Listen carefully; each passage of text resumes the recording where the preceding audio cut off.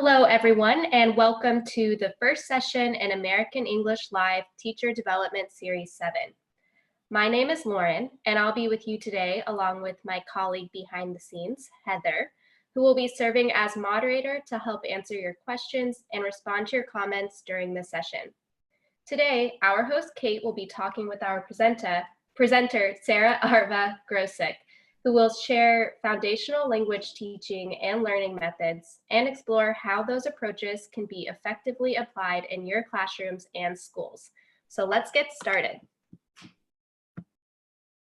Hello, everyone, and welcome to our first webinar of 2020 today, American English Live Foundations of TESOL Methodology. My name is Kate, and I'm so happy to be with you here today. Thanks so much for joining us, and welcome back to all of you who have joined us in the past. So let's begin today with these fantastic photos featuring teachers around the world participating in American English Live events. We love to see our teacher participants actively engaged in professional development, so please share your photos from AE Live sessions by emailing them to americanenglishwebinars@fhi360.org or by sharing them on social media. If you share on social media, please tag us at American English for Educators. We may feature your viewing group in the next session. Today is our first session of American English Live Teacher Development Series 7. We have an exciting lineup of topics related to TESOL methodology, curriculum and course design, and learning through professional networks and communities of practice. Which are you most excited about? Please share your responses in the comments or the chat. And we hope that you'll be able to use the practical ideas discussed throughout the series. So here's what to expect today. Each session is about 60 minutes long and is often related to an American English e-teacher massive open online course or to a Teacher's Corner theme on the American English website. The presenter will present the material, and I, as your host, will ask questions and make comments as well. But we really hope to hear from you, our audience, so that we can address your questions, concerns, and contexts. Please do share your thoughts in the comments and chat, and we hope to address as many of them as we can. When our session comes to a close in about an hour, you'll have an opportunity to receive a digital badge for your participation. At the end of the session, we'll share a link in the comments and at the top of this post. Click on that link and complete a short quiz about today's session. If you answered 2 out of 3 multiple choice questions correctly, you will pass the quiz. And once you've passed the quiz, you can expect to receive your badge from via email from badger@badger.io in about a week. Finally, before we begin, if you'd like to learn more about today's topic, TESOL methodology, we invite you to register for our next free 5-week facilitated massive open online course, or MOOC. With support from our global education partners, participants will explore current methodologies for teaching English learners of different ages in many learning contexts, while exploring best practices for teaching listening, speaking, reading, and writing, including grammar and vocabulary.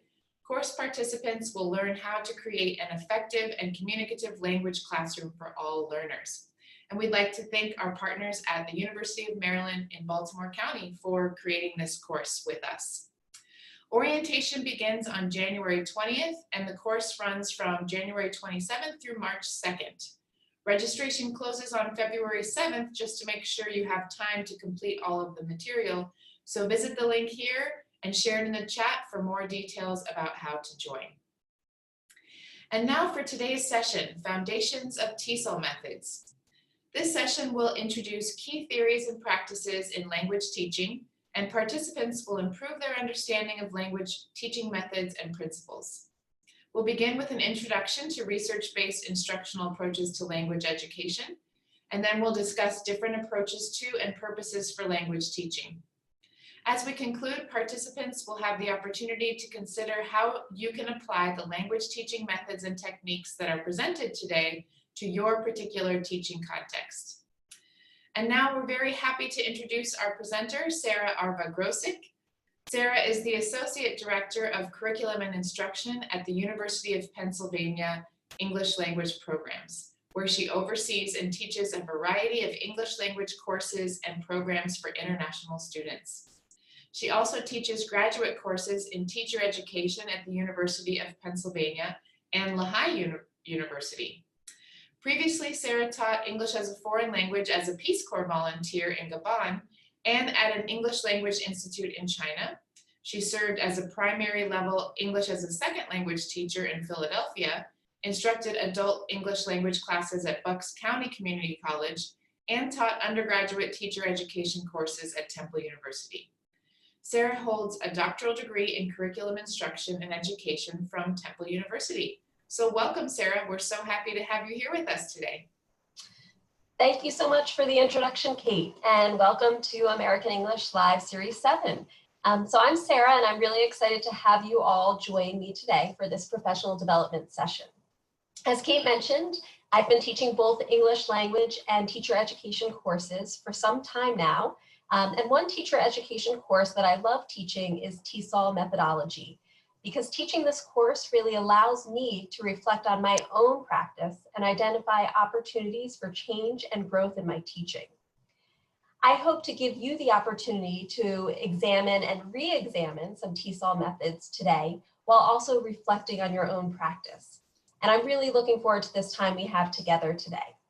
So let's start by looking at an overview of what we'll be covering in this session.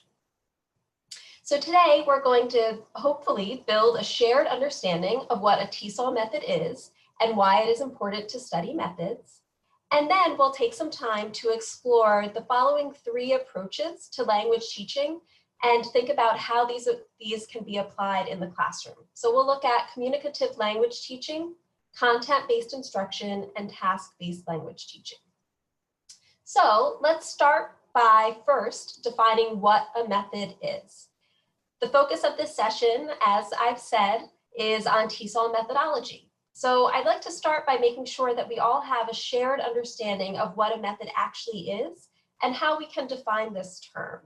I'd like to hear some of your thoughts now. How would you define a method? And try to think of this as a definition, this definition as it relates to TESOL methodology. Yeah, great question, Sarah. We want to hear from you, everybody. What do you think? What is a method? How would you define a teaching method in the context of teaching English to speakers of other languages?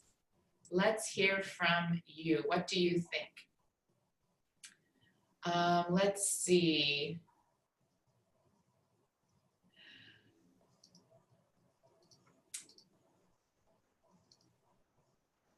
A way to study. Very nice. The way that you teach, a way of teaching, from Muriel Wang and from Bauk. Very nice. A procedure for teaching. And a way of teaching language. Let's see, from Rhoda Manil, she says that it is a method or a tool or a way to do something. So great responses, everybody. Thanks for sharing. Great, yeah, those are wonderful. And we can think of method both as kind of in the broad scale of just a method for doing anything, but now I'd like to look more specifically at a definition for teaching methods. So when I define teaching methods, I think of systematic, established strategies and guiding ideas that can form and inform teachers' instruction. And TESOL methods in particular are usually informed by theories of language and theories of language learning. Another way to think about this, to think about the idea of a teaching method or a TESOL method, is to think about the teacher's beliefs, and we can think of those as teachers' thoughts about teaching and learning, and their classroom practice, or their actions that they take in the practice. And we think about how these are shaped and reinforced by their knowledge of or experiences with TESOL methods. So there's kind of this connection between teachers' classroom practice to their beliefs that are responsible for their actions that they take in the classroom. Okay, so now that we have a shared understanding of what a TESOL method is, I'd like to think about and learn more about what you are already familiar with. So what TESOL methods are you familiar with? Yeah, another great question. So we've heard lots of great ideas about your definition of a method. We're hearing a few more of those. Methodology is a package of techniques to achieve a task. That's a great one from Ashok. Strategies for teaching from Dia. But what are some specific TESOL methods that you're familiar with? Let's see. Daniel and Chen Mi say TPR, total physical response. Great. I'm seeing a reading approach. Wendy says CLT, communicative language teaching. Great. Khalil from Peter, content and language integrated learning. Paz also says content-based. Victoria is saying project-based learning. And a lot of others are also saying communicative language teaching.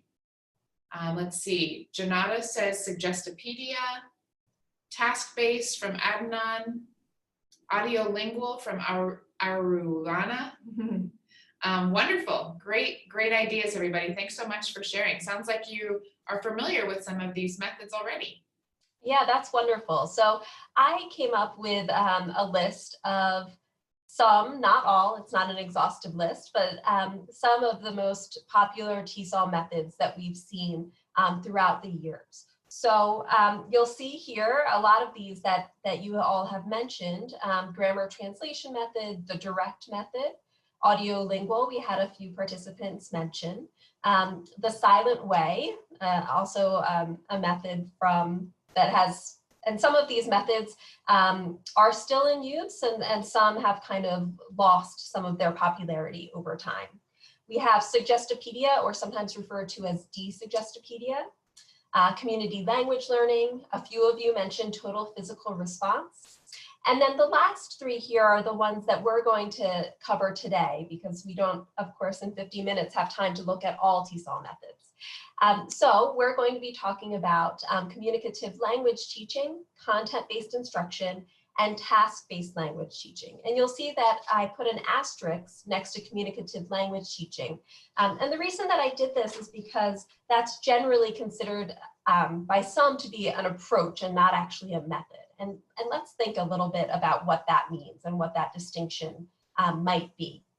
So I just mentioned that communicative language teaching is often considered an approach rather than a method, but I wanted to just talk quickly about the difference between the two. Kate, how do you understand the difference between an approach and a method? Yeah, thanks for asking, and happy to hear other folks' ideas as well in the comments. When I think about the difference between a method and an approach, usually I think of an approach as sort of a broader perspective and way that I'm looking at framing my teaching overall. And a method is maybe more of a specific strategy or set of strategies that I use within that approach. So I kind of think of an approach as more of an umbrella term, and a method as a specific strategy or set of strategies in my teaching. What do you think, Sarah? Yeah, thanks so much, Kate. Absolutely. And that's my understanding as well. So I tried to just break it apart a little bit here for you. And as Kate said, yes, I think we can understand an approach as something kind of broader or a bigger umbrella term. So you can understand an approach to be a broad theoretical or philosophical perspective, something big that's kind of guiding our teaching practice. Whereas a method is going to be more specific. So you can understand it as a specific instructional application with set objectives, teacher and learner roles, classroom activities. So really a bit with more detailed ways to actually enact your teaching. And examples here I have for methods, content-based instruction and task-based language teaching are the two we're going to look at today. And with approaches, communicative language teaching, which we'll look at, and then also teacher-centered instruction could be an approach that you might apply to your teaching. So one point to mention before we move on is that although I'm making a distinction here between the two, between approaches and methods, this difference between approaches and methods can be a bit blurry. And thus, you might hear communicative language teaching also called a method by some people in our field. So it's a bit blurry there. But let's move on. and think about why we should be studying methods. And I really like these reasons that are presented by Larson, Freeman, and Anderson. So when we think about reasons for studying methods, well, I think the first is that it can serve as a tool for reflection. And this is really important because as teachers, we should always be reflecting on our teaching practice and thinking about ways that we might improve or modify our practice. And that's the second point here, that studying methods can help teachers to choose to teach differently and or modify their practice. So by looking at these different methods, we can make decisions about things we might want to change or alter or do a little bit differently. Studying methods can help teachers develop a knowledge base. And by developing this knowledge base, we can become specialists in our field and feel comfortable being in a community of practice of teachers as well. Studying methods allows us to continually reflect on and refresh our teaching. So after we're teaching for a long time, things can get a little bit boring or kind of we get stuck in a rut where we're doing the same thing over and over again. But by looking at methods and re-examining methods, we can think about ways we might be able to do things differently. Along with that, it can expand a teacher's repertoire of techniques. So it can give you new ideas of different ways to do things. And then overall, I think that studying methods can help teachers to articulate or put into words and transform their understanding of the teaching and learning process. So it can give us a language to talk about how we teach and how we believe that learners are learning in our classroom. Okay, so let's move on to communicative language teaching. So as we discussed previously, communicative language teaching is an approach. So it's going to be this kind of broad umbrella or overarching set of beliefs. And it's based on the premise that language is primarily used for communication. So instead of language being studied like we might study mathematics or different sciences where you're just kind of studying the facts, communicative language teaching tells us that you can't just learn a language like any other sort of content, but instead we need to learn language so that we can actually use it and use it for communication. And again, it's not a single method, but rather it's an approach that we can utilize with different principles and methods and techniques. And then going on, when we think about the communicative approach, I think it's important to remember that the goal of this communicative language teaching approach should always be to develop communicative competence. And what do I mean by communicative competence? Well, I think one way that we can understand this is as the ability to use and understand language correctly and appropriately to achieve communicative goals. So it's not just that the grammar structures are correct, but that you're actually using the appropriate language for a given situation. And an example of this could be teachers working with their students to learn how to politely complain in a service interaction. So, you know, if someone wants to complain, there is an appropriate way to do so in a particular situation and maybe a grammatically correct, but inappropriate way to do so. And we need to help our learners to understand how to communicate appropriately. Okay, so then I like to also think about the teacher's role when we're thinking about communicative language teaching. So what do you think is the teacher's role in communicative language teaching? And I'd love to hear from you. Yeah, we'd love to hear from you, everyone, on your what you believe is the teacher's role in communicative language teaching.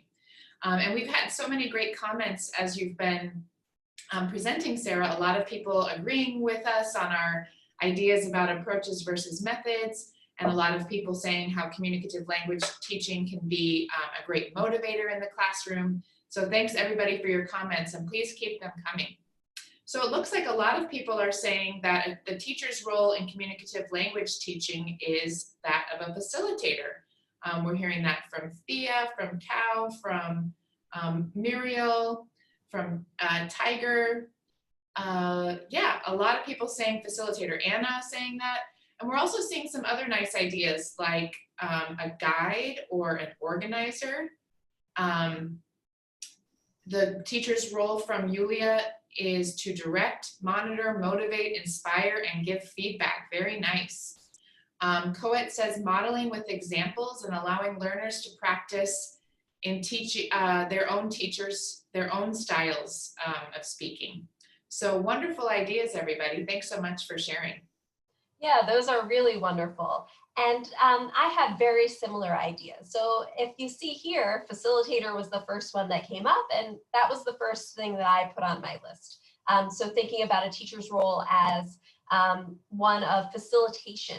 And what are they facilitating? Well, they're facilitating communication in the classroom. I also see a teacher's role in this approach as an enabler and to enable students so that they're able to use the language to communicate.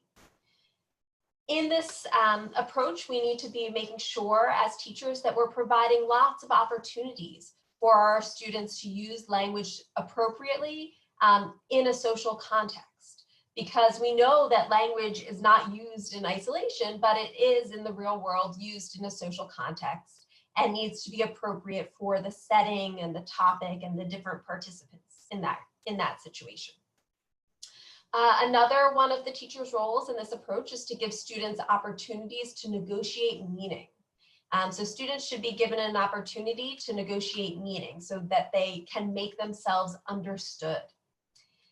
And then finally, to allow students to express and share their opinions so that they are able to share their ideas and feelings and to learn to communicate by actually communicating with their classmates or with others in the target language. So given all that we've covered, we know that one of the central tenets of communicative language teaching is that the instruction should be student-centered rather than teacher-centered. So we can definitely say that communicative language teaching is a student-centered approach, because really, if you go into a communicative language teaching classroom, you should see all of the students engaging in communication and interaction with one another. And you shouldn't just see the students sitting quietly and the teacher talking in the front of the classroom. Yeah, that's wonderful. And just one quick comment from, looks like the Department of Ed in Tayo, to develop the learner's confidence in expressing their thoughts and insights for other people, which I think is a great comment and really connects with what you're saying here, Sarah. So thanks so much for that. Yeah, thank you so much for all of these great comments and answers. It's wonderful. Okay, so then finally, I'd like to just talk again about this idea of communicative language teaching being an approach and kind of an umbrella.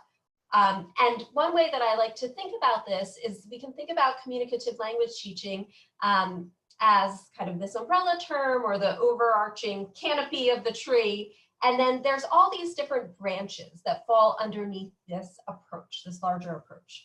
So we have content-based instruction, which is the first we'll be talking about. And this is often called CLIL in Europe. I saw some people mention that when I was asking what methods you're familiar with.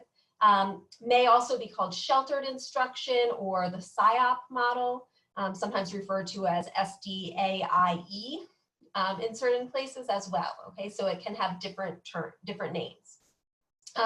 We'll also be looking at task-based language teaching today, but also within the communicative language teaching approach is English for academic purposes, English for specific purposes, participatory learning, and of course more. So this isn't an exhaustive list. There's lots of different methods that fall under this communicative language teaching approach. Okay, so as I said, we'll start with content-based instruction.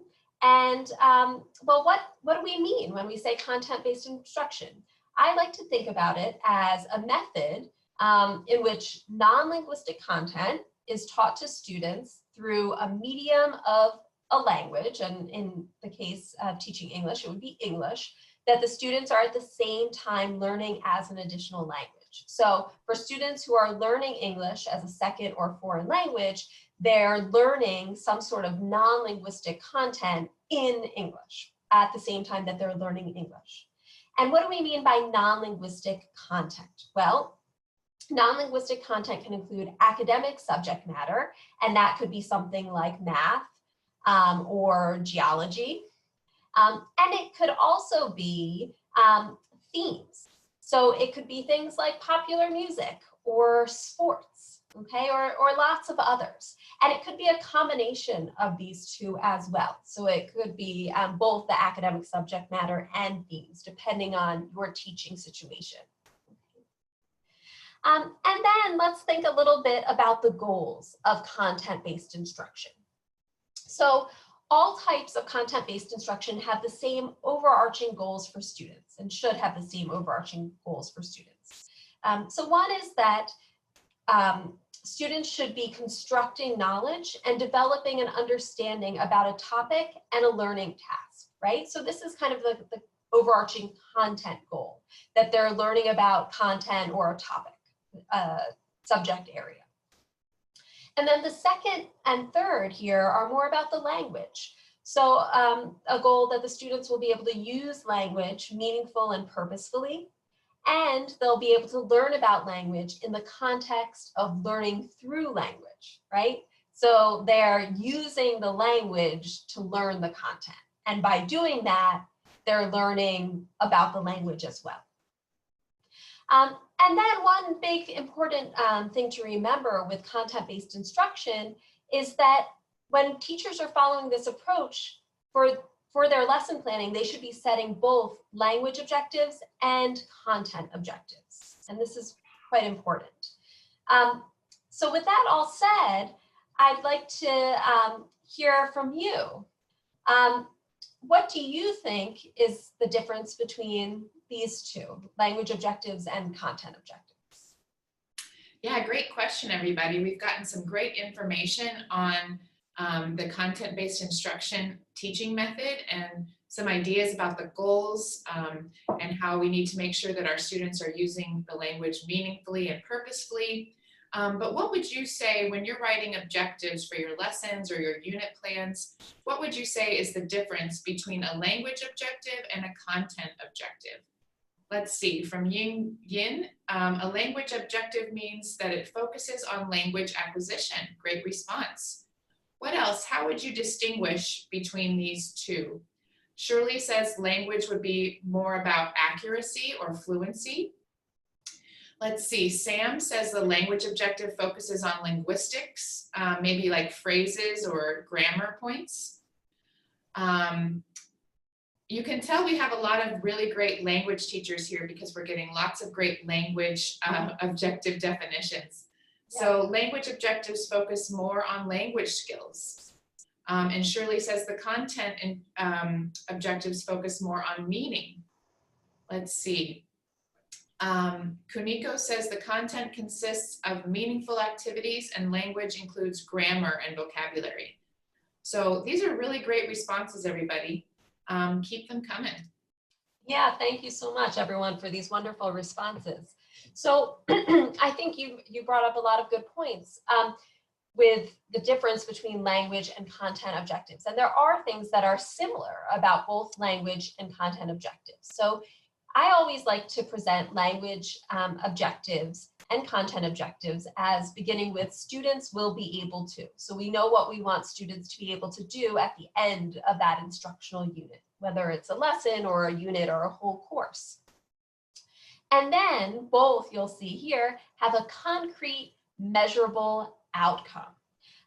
So by concrete and measurable outcome, I mean something that is achievable and that you can assess, something that that can be measured, right? So I think that when we're writing objectives, we want to be sure that our objectives are closely related to an assessment. And if you set an objective, you should have some sort of built-in mechanism to evaluate whether that objective is being met. And that doesn't need to be a formal assessment or a test, but just some way that you're measuring, yes, my students have achieved this. And then the difference you'll see here is that after students will be able to, and the concrete measurable outcome, the language objective will be followed by the language to be learned. And that could be a language feature, it could be a grammatical feature, but it could also be something more broad about the use of the language or the meaning of the language. And then with the content, it's going to be the content to be learned.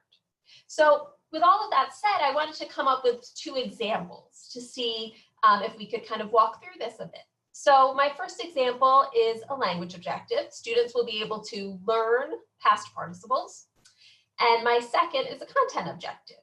Students will be able to understand addition and subtraction. So what do we think about these objectives? We have students will be able to, but is learn and understand concrete and measurable? What do you think?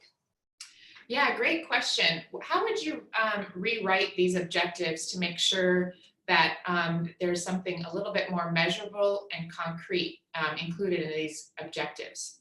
And while you're thinking about that, please start writing your ideas in the comments and chat, but I wanted to share a couple of other nice ideas about language and content objectives. One's from Michelin, who says language objectives focus on language skills and mechanics of language, while content focuses on the matter or the content that's going to be learned. Very nice. And Maggie says language objectives focus more on linguistics, grammar, fluency, and language, while content objectives focus more on the context and the themes and content. So very nice, everybody. What do you think, everybody, about these objectives? How could we rewrite them? Carlos has an idea for us. Students will be able to use past participle to discuss the principles of addition and subtraction. Very nice. So maybe there's a little bit more, something a little more measurable. We would see the evidence of their understanding of both of these ideas within their discussion. So that's great. Let's see, what other ideas do you have about how we can kind of strengthen these objectives? Let's see, students will be able to form and use participles correctly in discourse. Very nice. Manu says that maybe we could add a project into these objectives. That might make it a little more measurable. Let's see. What other ideas do you have, everybody? We do have one question from Durga, who says, how do you measure the word understand? That can often, and also Mirka kind of has a similar comment, which is that the verb learn is not 100% observable. So what thoughts do you have about that, Sarah? Yeah, so I think that's a big problem with these 2 examples that I put forth, because you can't really measure learn or understand, because those are internal processes that are happening in our learners' heads, right? We can't really measure learning or understanding. Instead, we need to be writing something that we can observe and see, as our participants mentioned. So that's absolutely right. So instead of students will be able to learn past participles, and we had some examples here, something like students will be able to use past participle structures correctly and appropriately in their speaking, if you want to do it in speaking, or in their speaking about. I like that they combined the content there in one objective. I think that was Carlos, and they're speaking about addition and subtraction, perhaps, right? So we can think specifically, what can we measure, right? So we can measure, students will be able to write the past participle form correctly in a paragraph about what they did last summer, maybe, something like that. So making sure that we're able to measure it. Wonderful. Okay, so let's move on to thinking about task-based language teaching. We've talked about communicative language teaching, and we've talked about content-based instruction. But I'd like to think about task-based language teaching now. And in order to understand task-based language teaching, we really need to first understand what a task is. So how would you all define a task? What do you think, everybody? How would you define a task, especially as it pertains to language learning? Let's see, Chen says it's an assignment. Vivian says a teaching objective, or maybe meeting that objective. A goal to achieve from Lisa. Very nice. What other ideas do you have? How would you define a task? An activity? Something that has outcomes from Dai. Shaban says a project. And Nazim says a task is an assignment. Alexandra says it's something students have to accomplish after following certain steps. And Dia says it's an activity or a practice to measure students' understanding. So great, wonderful responses, everybody. Yes, thank you. So when I think about a task, I think about it as a communicative language learning activity, because again, remember, task-based language instruction is falling underneath that communicative language teaching approach umbrella. So it's a communicative language learning activity that engages the learner's interest, so it should be interesting to the learner, has a primary focus on meaning. And when I say that, I mean as opposed to the focus of the activity being on the form of the language, right? We need to be focusing more on what is actually being said over how it's being said, or the accuracy. It should, it usually involves some sort of gap. And in a moment, we'll talk a little bit more about what I mean by this term gap. And it makes task completion a priority. So it requires the learner to use their own linguistic knowledge for the purpose of achieving a particular goal or an outcome in that task. And then finally, it should relate to real world activities and be meaningful for the learners. So these are different from basic language learning activities that focus solely on the form or structure of the language, okay? So let's look at an example. Okay, so what do you think? I have this fill in the blank activity here. Is this a task? Does this meet the criteria for a task? Great, so let's take a look at this example, everybody, where it's sort of like maybe a worksheet or something like that, where the students have to fill in the blanks with the correct past participle. And then take a look and remind yourself of the criteria that Sarah just shared with us about what a task is. What do you think? Is this a task or not? And I'm seeing a lot of people saying, no, it's not. It's a grammar exercise, it's just practice. Let's see, a lot of people saying no, no, no. Brahim, Alexandra, who else? Thea, Annie, Caroline. A lot of people saying no. Some people are saying yes. Maybe Unib says it's maybe a beginning level task. But if you do look at the criteria, we can see that maybe this is focusing a little bit more on form than meaning.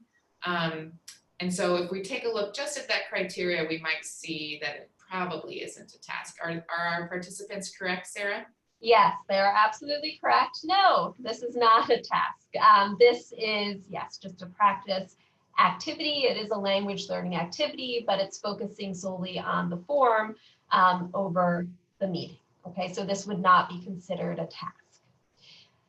Great, and I'm glad that everybody was so quick to get that. So let's move on now and talk about those gaps again. So Kate, I mentioned on the previous slide that each task usually should include some sort of gap. How do you understand this concept of a gap? Yeah, I guess one way that I sort of think about the concept of a gap is there's sort of a missing piece of information or a missing something that the student needs to find. Maybe they need to do research to find that missing piece. Maybe they need to talk to a partner. So that's kind of how I think about a gap Is that right, Sarah? Yes, that's the same way I think about it. So I think of a gap as some piece of information or reasoning or opinion that is either missing or different between learners. So absolutely, that same idea of a missing piece of something, right? And this gap requires each learner to negotiate and collaborate and exchange information or ideas with other students in their class in order to work together to achieve a common goal. So this is why this type of gap is so important in task-based language teaching, because it can really allow for collaboration and negotiation. So I wanted to provide just a few quick examples of different types of gaps. So with an information gap, I think that tends to be the most common that people think about.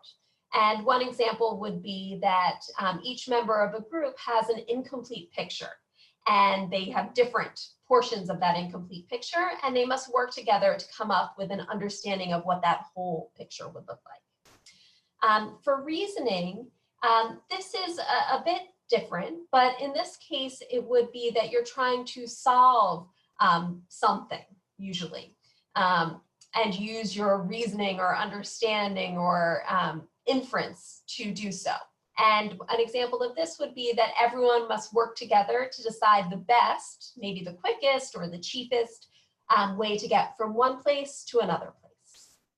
And then finally, with an opinion, this is where our students are sharing their personal preference or feelings or attitudes in response to a given situation.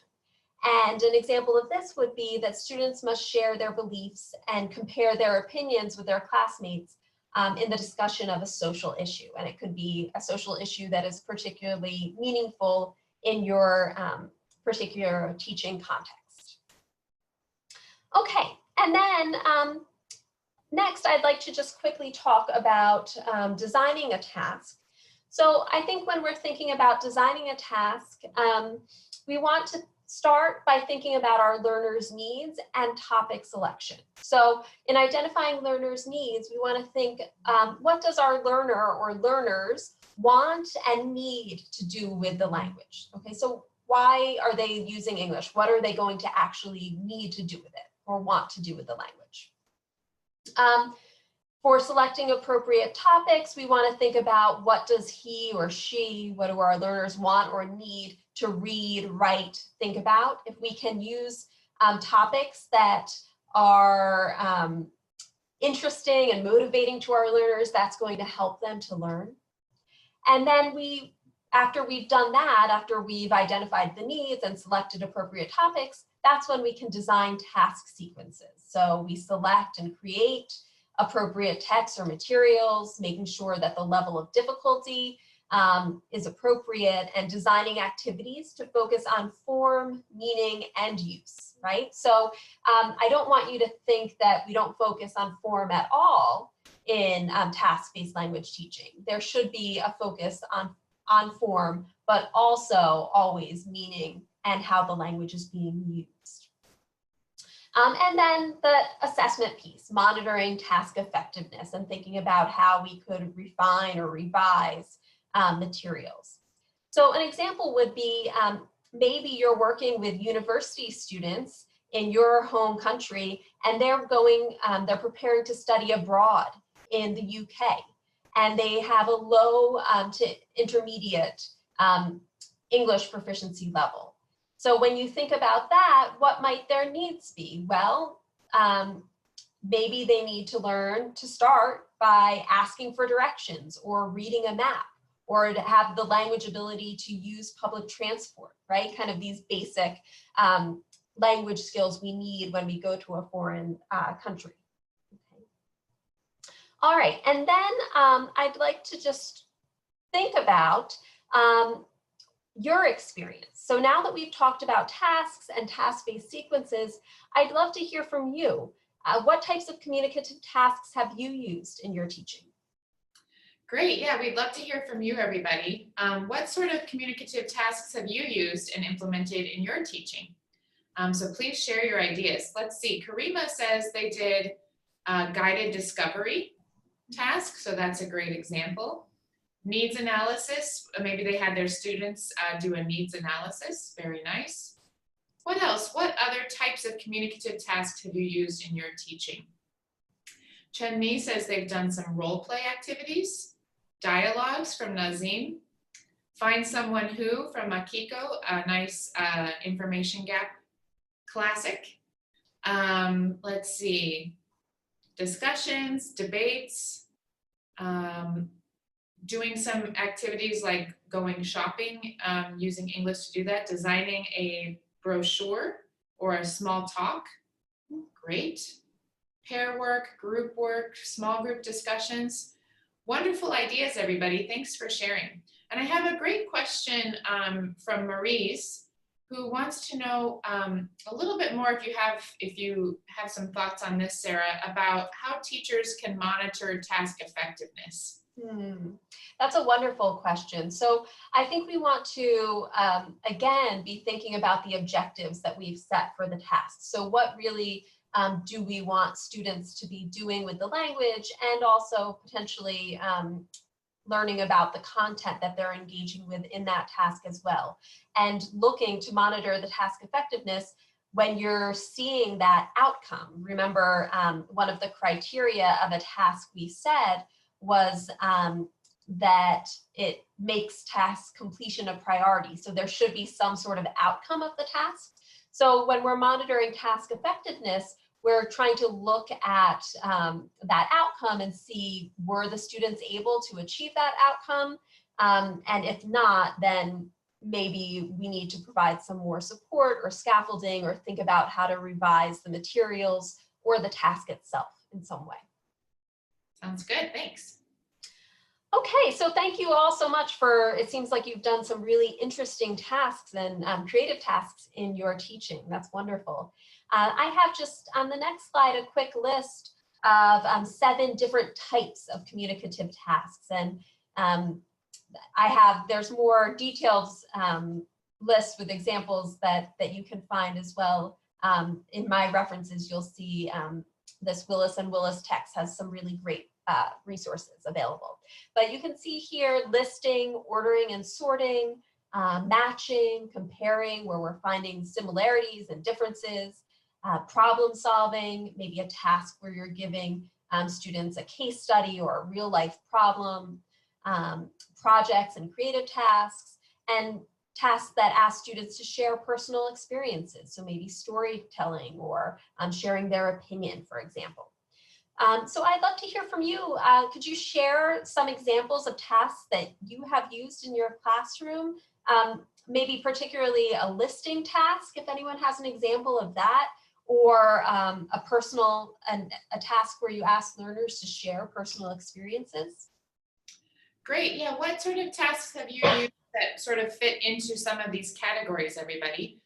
Maybe a listing task or sharing personal experience task. Maybe with sharing a personal experience, you had students do some storytelling or something like this. Maybe you had students write an idea about travel in your region and they listed some sites. So what do you think? What are some of the tasks that you've done related to listing or sharing personal experiences?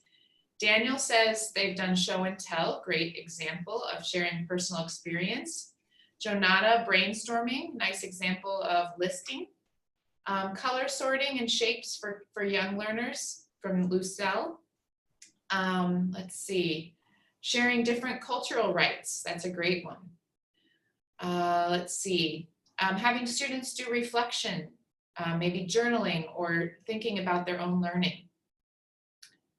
Describing advantages and drawbacks of a particular issue, great.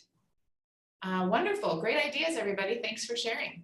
Yeah, thank you so much. Those are all really wonderful. So now I'd like to share a practical example of a lesson that I observed recently in order to think more about the approaches that we've just reviewed. So we've talked about communicative language teaching, content-based instruction, and task-based language teaching.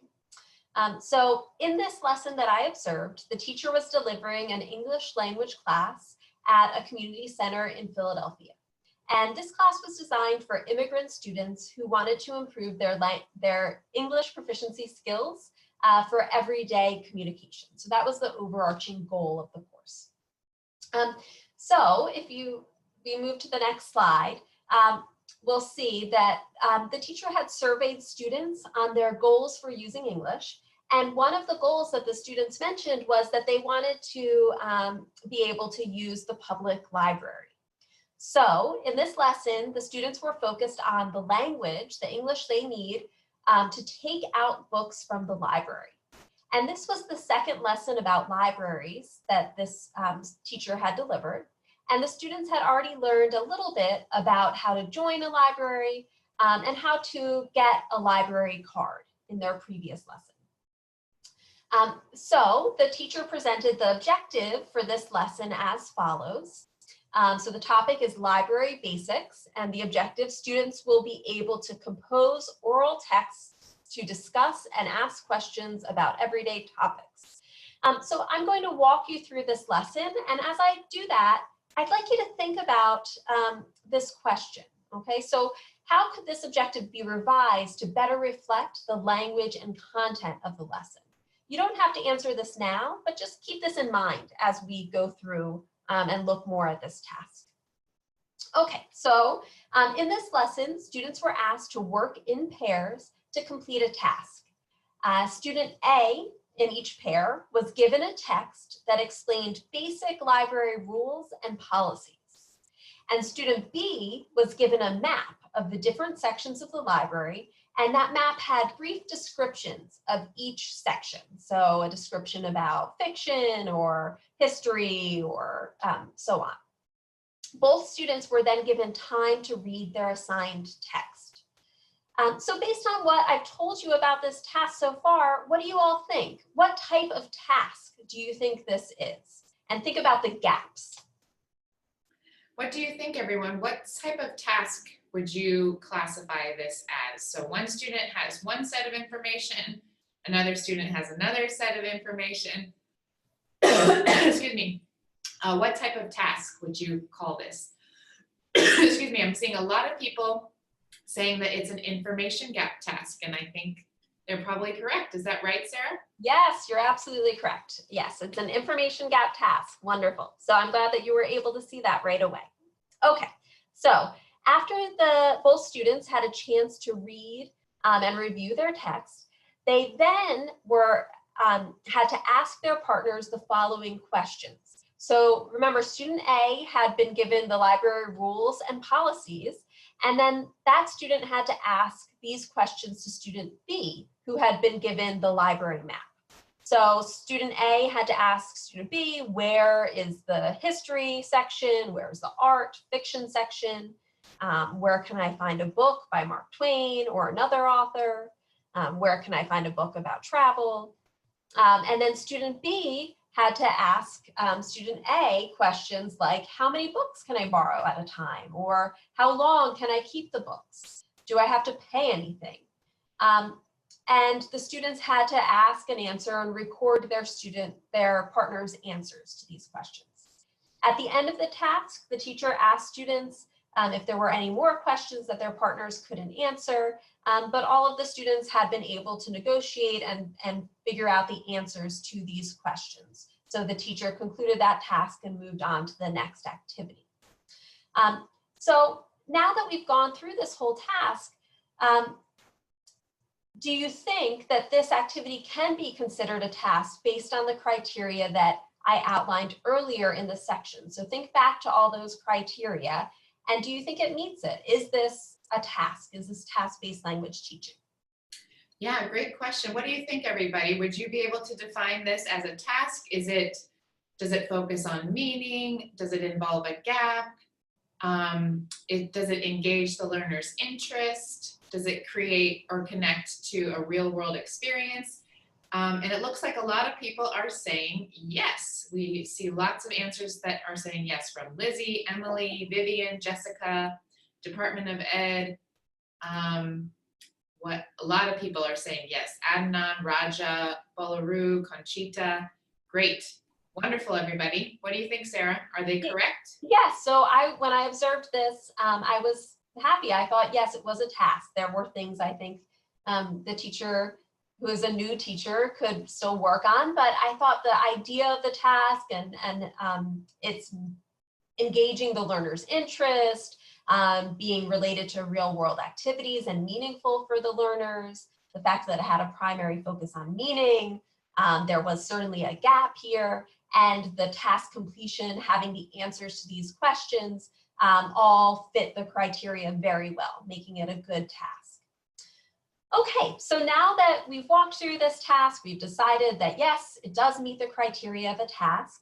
I'd like to take some time to reflect more globally on the task and relate to how, and think about how it relates to the methods we've discussed today. So let's start with this question. What do you think? Yeah, everyone, what do you think? How is language and content integrated in this task where the students were asking each other questions about the library? Let's see, what do you think? How is language and content integrated here? I would say definitely they're learning and practicing answering and asking questions. So that language piece of structuring questions correctly and responding to questions correctly is definitely integrated there in terms of the language factor. Vivi agrees. She says that the grammar is used, so that's part of the language. Let's see. It's collaborative from some people. They use the target language to ask and answer questions, so that's integrating it. Great, thanks so much, Jessica. And I would say for content, our students are developing, in this activity, students are developing their proficiency in using a valuable resource, the library, to conduct, once they know the policies and where things are, they're gonna be more able to do other tasks. And so they're learning more about that piece. Let's see, communicative skills are incorporated. Students are learning vocabulary related to school subjects from Joshua. So yeah, thanks everybody. Thanks for your responses. Yeah, thank you. And I think you all brought some really great points there. And we can see here, this isn't really an academic subject in terms of the content, but it is a real life practical content area, how to use a library. And then next, I'd like to think more specifically about the ways in which the teacher gave the students the opportunities to use language for communicative purposes. And that came up a bit already in some of your comments, but how is language being used for communicative purposes in this task, do you think? Yeah, lots of great responses about that related to questions and answers, but what other thoughts do you have on that? How is language being used for communicative purposes? So Marie says if they're weren't able to communicate well, they wouldn't be able to achieve the goal of finding the information that they need about the library. Great. Lucy says students feel really interested in this activity and it helps to communicate about these topics. Let's see, grammar is being used in a real situation. I love that response from Rachel. Great, great responses, everybody. Thanks. Okay, yeah, those are really wonderful responses. And I think you're right. You can see that the students are negotiating with each other, trying to focus on the meaning and get the right answers from one another. They're also reading, right? And using what they've read in their speaking and giving these answers. Okay, so for the sake of time, I'm gonna just skip my last question, I think, about the objective and how we could revise that. But think about that, and I think we brought up some examples of you know, how the students were asking and answering questions and the ways that they were actually using the language in this task when we're thinking about revising the objectives. So then the last thing I'd like to leave you with is just a final reflection on TESOL methodology. So we only have a short amount of time today to talk about these three approaches or methods. But I think when you're thinking about looking at TESOL methods, it's really important that there's no one size fits all method. And by that, what I mean is that teachers really need to think about where they are and their particular class and students and context. So instead, teachers should consider the local context, the diversity of learners' needs and goals. So what are your learners, who are your learners, and what do they need, and what do they want to achieve by using English? And then teachers' own beliefs and principles about language and learning. And finally, teachers' approaches can and should change over time and from classroom to classroom. So I don't think teachers should ever feel like I follow this method and that's it. Instead, we should be flexible and kind of change and revise and rethink as we reflect throughout our teaching careers. Okay, so thank you so much. That's the end of my slides today. And you'll see on the last slide, I have some references from the research that I cited throughout the presentation.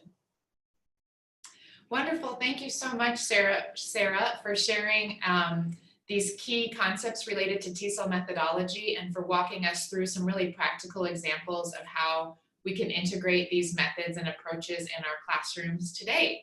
So thank you so much.